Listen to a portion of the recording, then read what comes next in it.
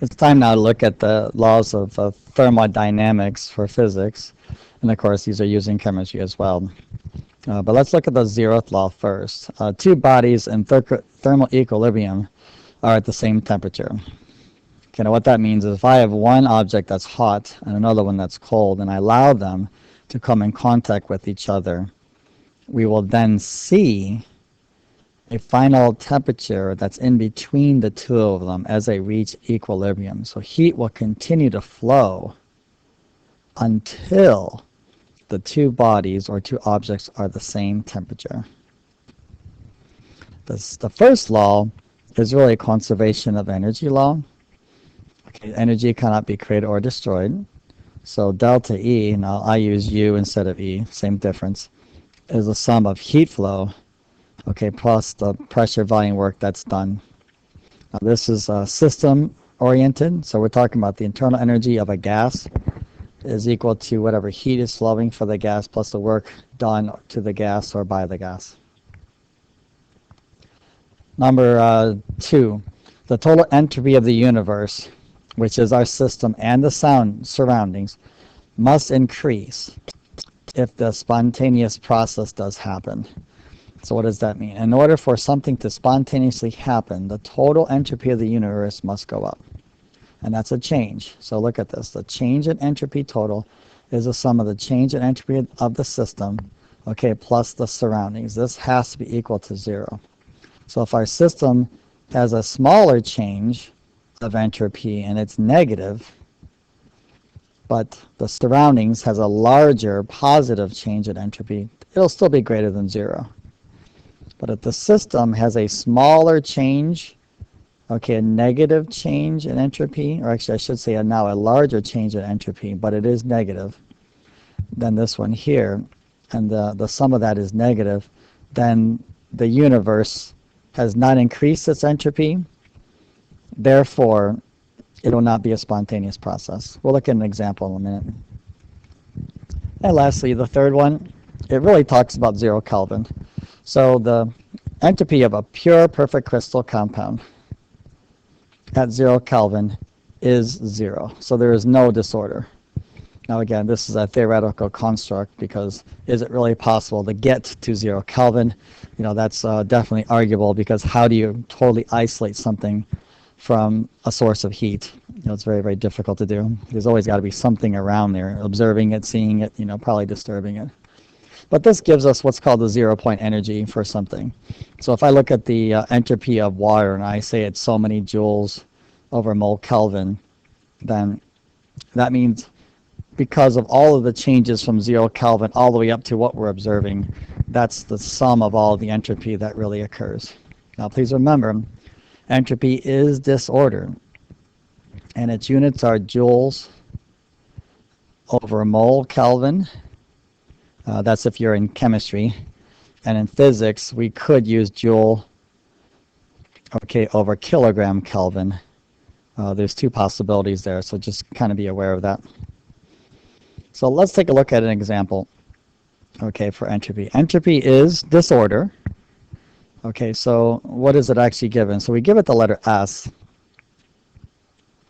Okay, entropy really is equal to a value of heat flow for a reversible process, okay, divided by the temperature that it occurs at. Okay, and then again, it depends on how you want to measure your heat flow here. You want to measure in joule over moles or joule per kilogram. It really doesn't matter. So that's a Q reversible, heat flow reversible. Let's just take a look at this. You know, we're going to look at boiling water here, for instance. Okay, so of course we have a fire going here, and then we're adding heat into the system here, and then we're getting out, okay, some disorder here. Okay, let's look at low temperature. Okay, and let's remove the heat right now, and let's just pretend we're going to have a sample of water here. Okay, so at very, very low temperature, is boiling water spontaneous? Okay, and then we're going to answer the question, obviously, no. Okay, so at room temperature, we do not expect it to be spontaneous. And why is that so? Well, we know that the universe does get some chaos out of the system, right? Because there's disorder when you go from liquid to gas. I mean, there's more chaos happening here. So imagine a liquid where the molecules are all, in the liquid together. And then when they escape into a gas is definitely more disordered. Okay, so the universe says, hey, I like that a lot. That's really good. But what's the problem? Well, boiling of water is endothermic. So the universe has to put energy into that in order to allow that to happen. So the surroundings, in this case, I'll just say surroundings, experiences a change in S dropping. Okay, and that drop is larger than the change in S, okay, that they get from the boiling of the water.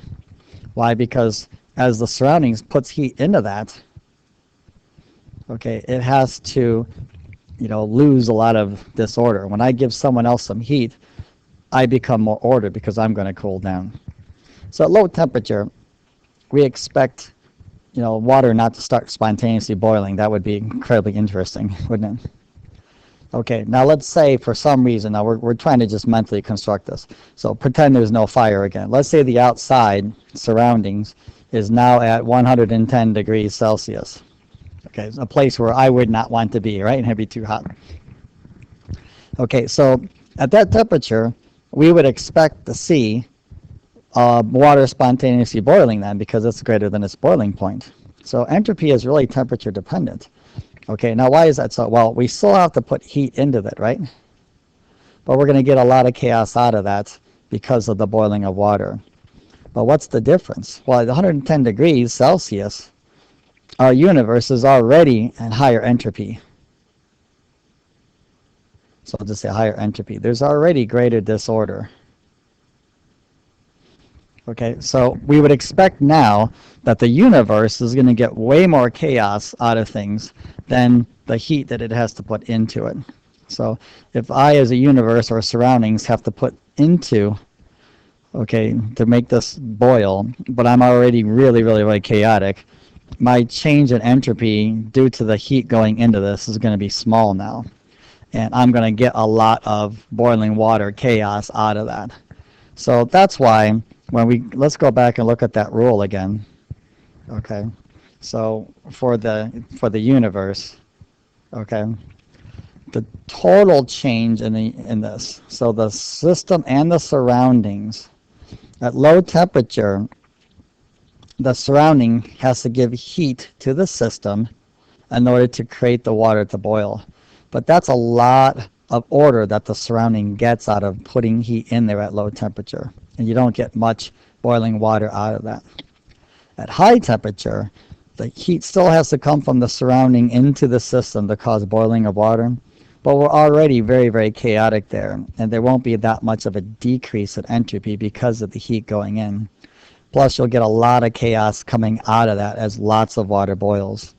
So at high temperature, the total entropy change of the universe, the systems and the surroundings total, is greater than zero. At low temperature for boiling water, it's less than zero. So I hope that helps you understand that second rule. When is something spontaneous, when is it not?